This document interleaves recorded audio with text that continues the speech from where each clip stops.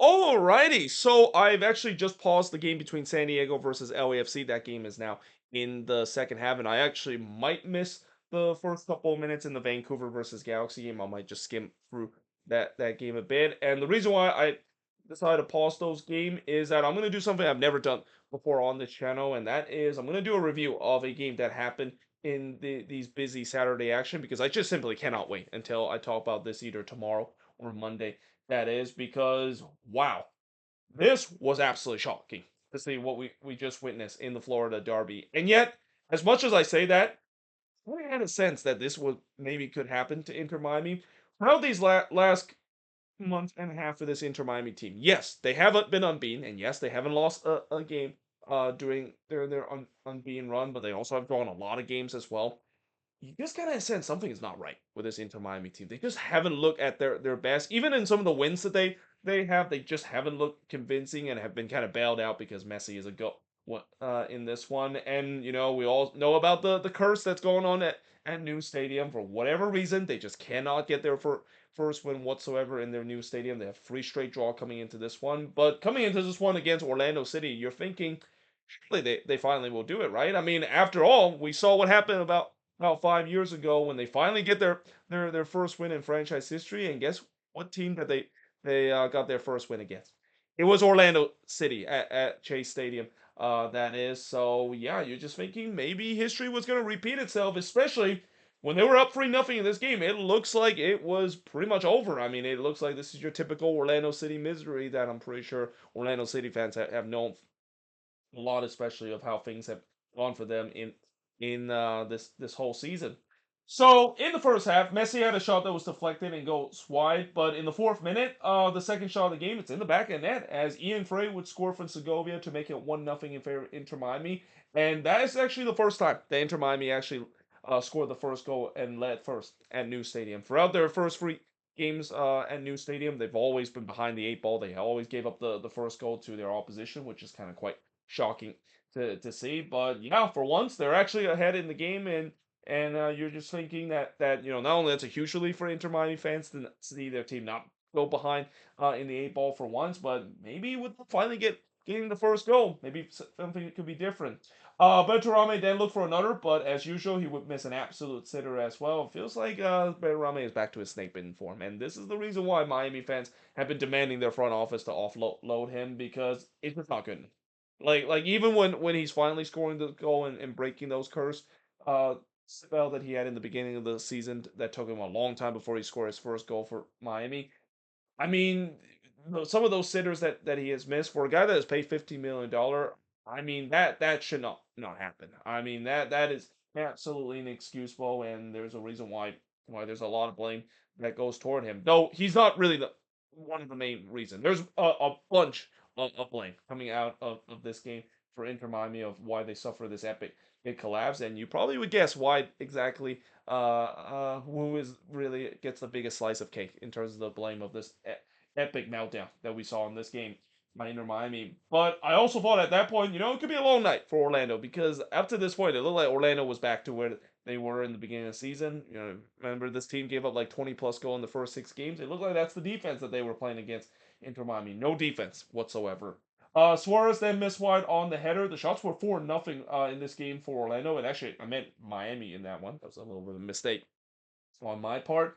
Ojeda with the game's first shot. Ojeda with the game's or with Orlando for the first shot of the game. Can't really speak for a second there, but yeah, he missed hard in the 18 minute. Crepeau then had an incredible moment where in this sequence, he made four incredible saves. First, denying Messi on the free kick, and then Suarez actually got the rebound, and he was denied by Crepeau, and then got his own rebound again. Guess what? Denied by Crepeau, and then it still falls to DePaul, a chance to hit from long range. He was denied again. So yeah, that feels like the Crepeau of the old. There's no doubt that this was probably the best that Crepeau has looking at Orlando jersey. Even though I know did give up 3 goals in this one, but these goals that he gave up, there's really nothing he can do. He would then tip Messi curler over in the 23rd minute. As I said, this is probably the best we have seen Crepeau in an Orlando shirt. And yeah, if it wasn't for him, this would have been 3 or 4-0 in favor of Inter Miami. But eventually, it was 2-0 because again, Crepeau can only do so much and the Orlando defense just kind of ball watch on this tic-tac-toe play. As Segovia would score for Messi and Suarez to make it 2-0 in favor of Inter Miami. And then not long after, it was 3-0 as Messi would score from Suarez and Segovia. Just vintage Messi there. I mean, just go between the defender and put an absolute curler. We have seen that so many times throughout his career, and he does it again here. 3-0 in favor of Inter Miami. It's over, right? I mean, there's no way that there's going to be a crazy comeback, right? Well, Segovia did try to make it 4, but he was denied by Crepeau. But then on only the second shot of the game for Orlando City, back in the net as Martino Ojeda would score from Ellis and Janssen to make it 3-1 in this one. And it was a great goal there from Ojeda as well. It was an absolute banger. You may be questioned in terms of the closing down for Miami, but nevertheless, it was just a moment of magic from Ojeda. Little did we know that moment of magic would be the beginning of what we'll see later in this game. Because up to this point, even at 3-1 as we head to halftime, nobody would have thought that, well, there's no way Orlando's gonna still kind of come back in this. I mean, it's great that they had a moment of magic from Ojeda, but Miami's gonna put the pedal down again in the second half and just make this a laughter. Because remember, a couple of years ago, wasn't there was a game between both of these teams and Miami scored 5 past Orlando and won 5-0. I mean, they're not gonna get the clean sheet in this one, but you would think they would put their foot on the gas right in the second half, right? Well, you haven't really seen what some of these Inter Miami games this season. One of the big issue for Inter Miami this season, and I'm just gonna spill it out by saying that the defense is definitely the biggest culprit of what led to this epic meltdown. But the other thing that is the reason why I upset that Miami just haven't looked convincing and haven't looked right is that they haven't really put a complete performance at all this season. I mean, I don't recall any of the games, even in the games that they won, that they put up a complete performance from the full 90 minutes that they have looked the more dominant side. So I don't think it's to no one's surprise the fact that they once again take their foot off the gas and decided to just kind of feel like that was going to be enough to make it their historic first ever win at New Stadium and kind of repeat what history was happened just 5 years ago when their first ever win at their old stadium and really their first ever win in franchise history was against this Orlando City side. Ellis would have a shot that was deflected and goes right to Dane Sinclair in the 49th minute. Segovia then puts one into the stands. Ojeda would then puts it high from the corner in the 62nd minute. I thought it was a little better from Orlando. Question is, can they get that second goal to make this interesting? And they do, as Ojeda would score again here from Marine in the 68th minute to make it 3-2 in this one. And not only you can hear a pin drop inside New Stadium, you can instantly hear the nervy energy because, yeah, I'm pretty sure Inter Miami fans have seen this story before, especially with the lax of the defending that is going on. And especially with the way that this team hasn't won a single game at home, you just kind of think, oh boy, here we go again. How is this team going to find a way to just somehow not get a win out of this game. And Maguire actually almost poked this one in to make it 3-3, but couldn't quite do so. Wouldn't have mattered because the flag went up. And then he was or no, he wasn't in on goal. Ojeda himself was in on goal. He almost had a chance to complete his hat trick in this one, but he was absolutely robbed by Dane Sinclair. And I gotta say, as much as I know Dane Sinclair is also gonna be blamed out of this game, he's probably gonna get a lot of blame as well. I'm not gonna put this game on him. Yes, maybe there might be one or two goals you could say that maybe he could do better, but I actually thought that this was probably one of his better games in an Inter Miami jersey. He actually makes some really good save in this one. This was probably one of his best one, and kind of at times looked like he was back to his Minnesota United form, being such an excellent shot stopper. And then he denied Maguire in the near post in the 75th minute. And I'm even going to go as far to say that Orlando probably would have completed this comeback even sooner if Dane Sinclair didn't make some big save up to this point. But you can also sense Miami was on a very tight rope. Like, not only the fact that the crowd was very quiet, there was a lot of nervy energy, but we've seen this before throughout not only this season but in previous season as well. Once you give the opponent all the momentum, even if that opponent is on the road, yeah, that is not a great feeling. You just kind of had a sense that your opponent is eventually going to do something special, and just not long after I wrote that, a penalty was given to Orlando. Falcone brought down Iago in the box there. Yes, I know some Miami fans are not going to be happy with this call, and I do think that maybe it was a little bit soft. Maybe Iago kind of went down on the ground a little bit too easily. But at the end of the day, that's kind of what you're taught to do. If you feel contact, especially from a set piece, go down. And especially with the way that Falcons I mean, it also kind of doesn't help the fact that he's been a liability and probably the biggest liability to this Miami defense throughout this season and in the past as well. Yeah, it doesn't help the fact that the referee had no choice. He has to point to the spot there. So here comes Ojeda, a chance to complete the hat trick and complete the total meltdown for Inter Miami. And it happened. So he puts it away. It's free in this game. It feels like it's flashback to last season all over again. Where remember last season, it feels like the 3-0 lead. It seems like the newest dangerous lead with just so many times we see teams blow 3-0 lead last season. And here we go again. It's free up to this point. Yande did look to answer, but he missed wide. And then Ojeda was in on goal again. And once again, he was absolutely robbed by Dane Sinclair. And you got to say that Ojeda probably could have had 4 or 5 goals up to this point. It's basically the Ojeda versus Miami show, and Ojeda, he probably could have took the lead up to this point if it wasn't for Dane Sinclair making some big robbery in this one. Bright would then put it wide as Miami was shouting that there was a penalty that wasn't given on them. Ojeda was then in on goal here, but this time Dane Sinclair didn't actually have to intervene because his shot was deflected. But then in the fourth man of stoppage time, the reason why I've said so many times where Martin Ojeda has been in on goal and this Orlando City team has been in on goal so many times, transitional play. The transitional play was absolutely lethal for Orlando City, and it just kind of feels like again, what I said about this season of Inter Miami not looking convincing. It just kind of feels similar to what we saw last season. It feels like we're watching the same script as last year as well. What is one of the biggest reasons why last year Miami got off to such a slow start and have these kind of moments?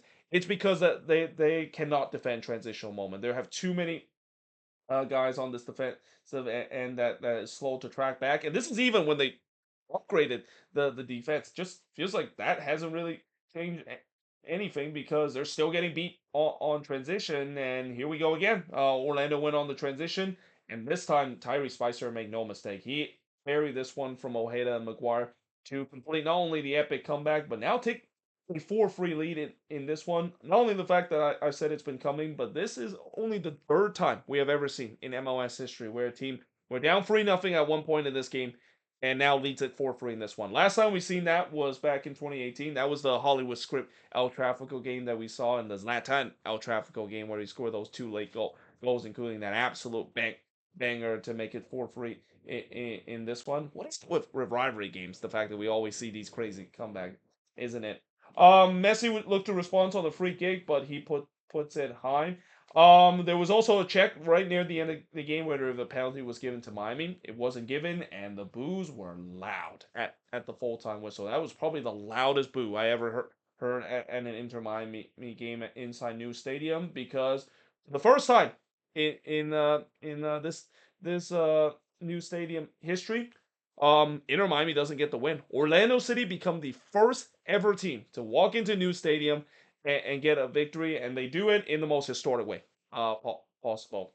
The shots in this one, 25 shots for the 13 that Orlando City has, 10 shots on goal for the 8 that Orlando City has, 3 shots off target for the 5 that Miami has, 8 shots on block for the 2 that Orlando City has, and possession-wise, 61% possession compared to 39% possession that Orlando has in this game. And obviously, there's going to be a lot of blame game that's going to come out of when the media talk about this, especially from the Inter Miami fan base. There's going to be a lot of finger pointing that is going to be, but ultimately, I really think that this game, as much as it is absolutely shocking the fact that how Inter Miami just completely collapsed. I think between this one and the game that they had against Atlanta United, remember that a couple of years ago they were on the wrong end of probably the greatest upset in MLS history in the playoffs, where they lose to Atlanta in the best of three series despite being heavy favorites in this one. I think between that and this game must be probably the most embarrassing moment in this franchise history, and yet seen feel like it's been coming with the way that, like I said, this team has been dancing in raindrop way too long doing this unbeaten run. They just have not looked good whatsoever. And even though I know some Miami fans might criticize me when I feel down of them even after a win, and maybe they think that I'm a hater whatsoever. I mean, at the end of the day, this is Inter Miami. I mean, I know that they are, of course, going to get wins. It's not about them just getting wins. It's them need to do it in a dominant fashion because you have literally one of the most expensive squad in the league. You literally have a GOAT on your team. there is absolutely no excuse for you to once again not get all 3 points and not even getting a point out of this game at new stadium and extend that winless run to 4 games in their new stadium. And it's also so absolutely inexcusable to just barely get scraping by wins and also getting draws as well when you are literally the most expensive team and a team that has all the aspiration of winning trophy. I mean, this has started to become an absolute disastrous season in the making. And yet, I will say this with Inter Miami: if there is maybe some slight hope with this team, the summer transfer window is where I think they're going to have to try to figure things out because whatever they're doing right now is not working. And I also have no doubt that they are going to look into a new head coach because with Guillermo Hoyos being the interim head coach, he's not going to get the permanent job. He is way out of his depth. It just doesn't feel like anything has changed after Javier Mascherano was unceremoniously decided to step down. And notice I said let step down and not let go, even though I think we know most likely he was being let go by this front office, but the front office just doesn't want to make a big deal and basically tell him that yeah he's just gonna have to step down and that's all the end of that. But yeah, something's gonna have to change with this team. This is definitely not a team that I can say with a square face that if the playoffs started today, I would not be shocked if this team get eliminated in the first round. I would not be surprised. We would see what happened a couple of years ago when they got upset by Atlanta United because right now this team, the way that they have just been so soft on the defensive end. I mean, Messi can only do so much with this team, and this attack can only do so much if the defense just completely give up soft goals left and right. I mean, it's just it's not going to happen. Like I just don't think this team is ready to compete for the playoffs whatsoever. And the only good news coming out of this game, if there is any good news, is the fact that this is only one game, and they did this last season where it looks like everything was falling apart on this team back in May, and it feels like they figure it out by the time the playoffs begin because that's the only way I can see this team compete for playoffs. And this is why many teams are definitely going to be licking their chops and are not going to be afraid of Inter Miami when they do face them because there's definitely a vulnerability with this team. But for Orlando City, what a win this is. This might be a season defining wins as well. I mean, I know that it's been a miserable season for this team as well, and there's no doubt that coming out of this game, I don't think a lot of the things that they really need to be fixed really was addressed in this one. But I think for a team that has just been really bad in this beginning of the season, and they actually have been kind of gone a little bit better, albeit it's been very inconsistent. But they'll definitely take compared to what they saw in the first 6 game of the season, where they were just giving up goals at will. The way that the East is so weak this year, and the fact that you potentially might get Antoine Griezmann and maybe solve that defensive issue in the summer transfer window, Orlando could definitely do it. I think they might not be as dead as what some people might think. I don't think Lions fans need to simply just say, "Oh, this is a lost season." And I think this win also kind of just teach you the fact that hey, they might use this as a way for motivation in terms of able to push forward and try to kickstart of them coming back into the playoff picture because like I said, right now the playoff picture in the East it's definitely chaotic and there's a lot of mediocrity that is going on this season in the East. The East is just very weak compared to what we've seen in the past couple of months. So I really think there's really not a lot of team I would say in the East that are just completely out of it. And that's even with some of the worst team in the league that is in the East, like at the very bottom of the barrel in the Eastern Conference. Some of those teams they've still been able to string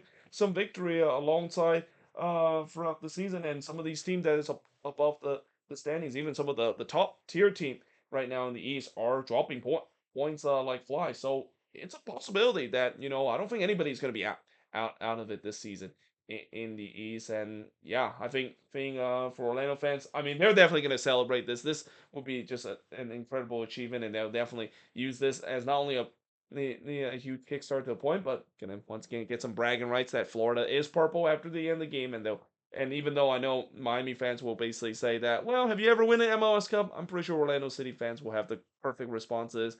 Well, guess who was the team that actually hand you the first loss at New Stadium the first team to win at Inter Miami, brand new shiny building right next to the airport as well. But there you have it. That is pretty much it for this extensive review of this game. Man, I definitely got a little longer than I needed. I pretty much have missed almost the entire the first half in some of these games as well. But I just want to talk about this game. That what a crazy game this turns out to be, and this might not even be the only crazy game we'll talk about, because as I'll talk about in the review tomorrow and also on Monday as well, there were definitely some crazy games as well, and some and that this actually wasn't the only game that we saw in the 7:30 start where there was a massive collapse that happened in the second half as well. But either way, hope you guys enjoyed this video. If you do, make sure you guys leave a like, smash the subscribe button, and yeah, I of course will see you guys next time.